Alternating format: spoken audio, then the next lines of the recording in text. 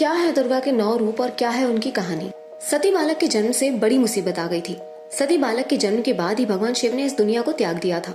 शंकर जी ने अपने शरीर को जल में विलीन कर दिया था। सती जी की मृत्यु के बाद महादेव को उनकी याद आई। उन्होंने अपने तेज और ऊर्जा से सती जी के शरीर को छोटे छोटे टुकड़ों में विभाजित कर दिया।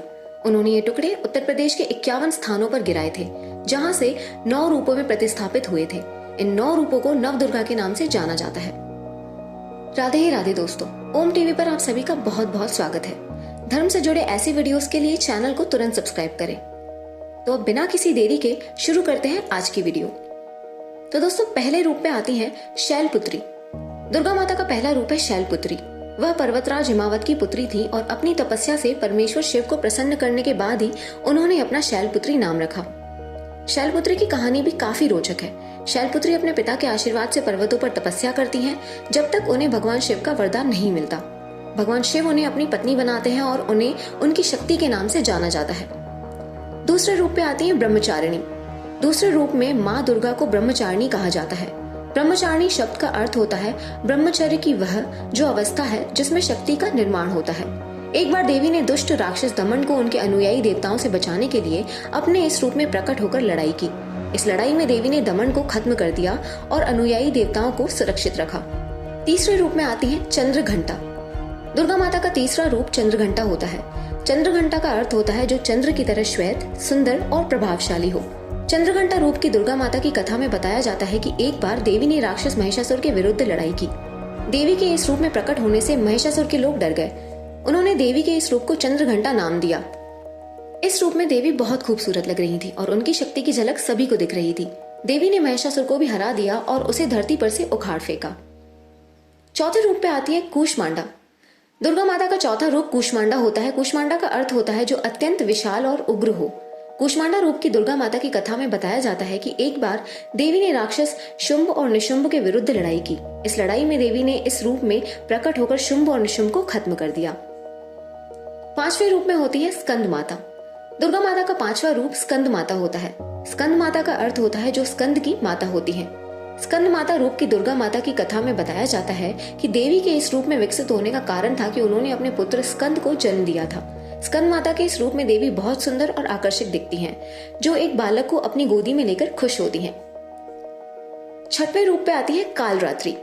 दुर्गा माता का छठवां रूप कालरात्रि होता है। कालरात्रि का अर्थ होता है जो रात्रि के अधिपति होती हैं। दुर्गा माता की कहानी में कालरात्रि रूप का जिक्र आता है कि एक बार देवी ने महिषासुर के खिलाफ लड़ाई की थी। इस लड़ाई में देवी ने कालरात्रि रूप में प्रकट होकर महिषासुर को मार दिया था। सातवें रूप पे आती है महागौरी। दुर्गा माता का सातवां रूप महागौरी होता है। महागौरी का अर्थ होता है जो अत्यंत श्वेत रंग की होती हैं। दुर्गा माता की कहानी में महागौरी रूप का जिक्र आता है कि एक बार देवी ने अत्यंत अस्थिर तपस्या करने के बाद अपनी त्याग साधना के लिए चली गई थी। अपने साधना के दौरान वे अत्यंत दीनहीन हो गई थी। उन्होंने साधना करते समय खाने पीने से त्याग दिया था। उन्होंने तब तक साधना की जब तक उनके शरीर का रंग अत्यंत श्वेत हो गया था। उन्हें देखकर लोग महागौरी नाम से उनको पुकारने लगे और इसी तरह उन्हें महागौरी नाम से पुकारे जाना लगा।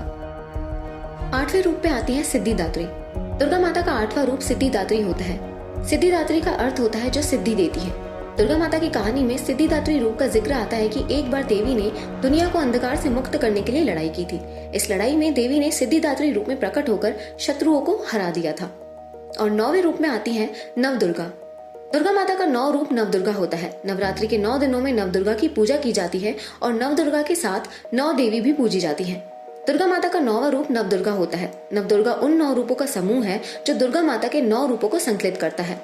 ये 9 रूप शैलपुत्री, ब्रह्मचारिणी, चंद्रघंटा, कूष्मांडा, स्कंद माता, कात्यायनी, कालरात्रि, महागौरी और सिंदूरी माता होते हैं। नवरात्रि के 9 दिनों के दौरान हर दिन एक रूप की पूजा की जाती है। नवदुर्गा के 9 रूपों की पूजा और अर्चना से मान्यताएं मजबूत होती हैं और भक्तों के जीवन में शुभ और समृद्धि लाती हैं। इन 9 रूपों का महत्व बहुत ऊंचा होता है। माता दुर्गा के इन 9 रूपों को पूजा जाता है और उन्हें नवरात्रि के दौरान विशेष महत्व दिया जाता है।